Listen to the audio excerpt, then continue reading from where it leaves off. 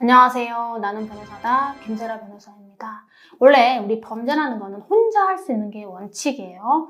꼭 같이 해야 하는 그 범죄를 필요적 공범이라고 해서 별도로 두고 있긴 하지만 그거는 아주 예외적인 거고 일반적으로는 혼자 할 수 있어요.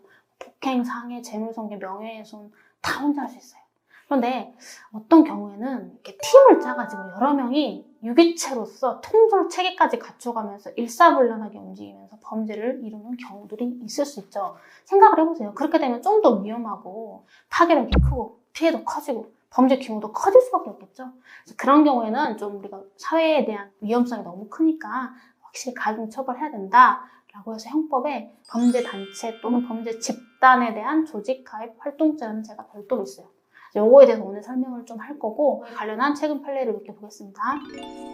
첫 번째로 이 범죄단체, 범죄 집단에 대한 조직 가입 활동죄가 되려면 특정한 범죄를 목적으로 해야 돼요.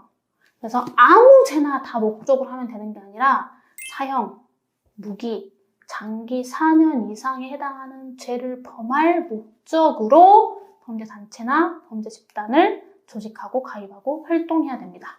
요건 이제 형법상 법정형 기준이에요. 형법이든 뭐 특별법이든 법정을 펴서 법정형이 사형, 무기 4년 이상 해당하는 죄를 범할 목적이 된다는 거예요. 그래서 예를 들어서 명예훼손죄를 범할 목적으로 범죄단체를 만들어도 그거는 범죄단체 조직죄가 되는 건 아니에요.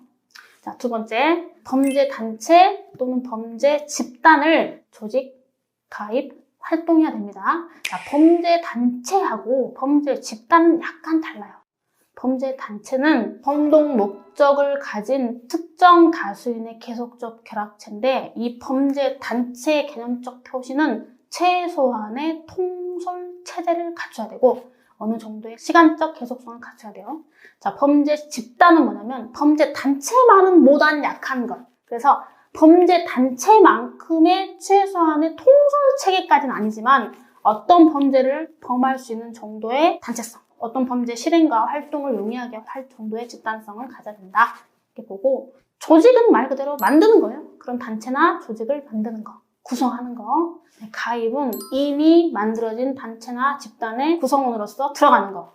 이 가입의 방법에 제한이 없어요. 묵시적, 명시적, 구두로 해도 되고 언어로 해도 되고 서류로 해도 되고 그 다음에 활동은 범죄단체 또는 범죄 집단의 내부 규율 및 통솔 체제에 따라서 그 조직적, 집단적 의사결정에 따라서 행위를 하는 거. 그러니까 이제 완전 그 틀에서 내가 속해가지고 하라는 대로 하는 거야. 하라는 대로 필요한 일을 하는 거. 이게 활동이 되는 거예요. 그 다음에 이 범죄단체 또는 범죄 집단 조직 가입 활동죄는 고의범이자 목적범이에요. 그래서 첫 번째로 그 범죄를 범할 목적을 가지고 있어야 되고 그리고 그렇게 한다는 것에 대한 고의도 있어야 됩니다. 고의범이자 목적범. 자, 그래서 이제 사례를 볼게요. 첫 번째, 자, 범죄단체로 보는 사례가 가장 유명한 게 보이스피싱 조직. 자, 보이스피싱 조직 여러분 보세요. 총책, 주관책, 전달책, 수거책, 뭐 현금책, 인출책. 이제 우리 국민들이 다 알 정도야. 그리고 이 사람들은 엄청난 그 유기적인 피라미드적 구조거든요. 그래서 상하 체계, 통솔 조직이에요. 위에서 하라는 대로 합니다. 그리고 자기 역할이 정해져 있어요. 유기적이라는 게 뭐냐면은 이렇게 돌아가는 것들이 착착착착착. 그 혹시 여러분 모험택시 요즘 저도 가끔 보는데 보면은 이제 림여사 그 조직 나오잖아요.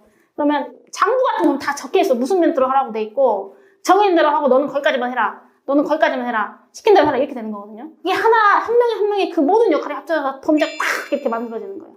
그래서 이 보이스피싱 조직은 대체로는 범죄 단체로 봅니다. 그래서 그 범죄단체를 만들었다거나 거기에 활동을 했으면은 범죄단체 조직 가입 활동 요 중에 하나에 해당할 수 있는 거죠.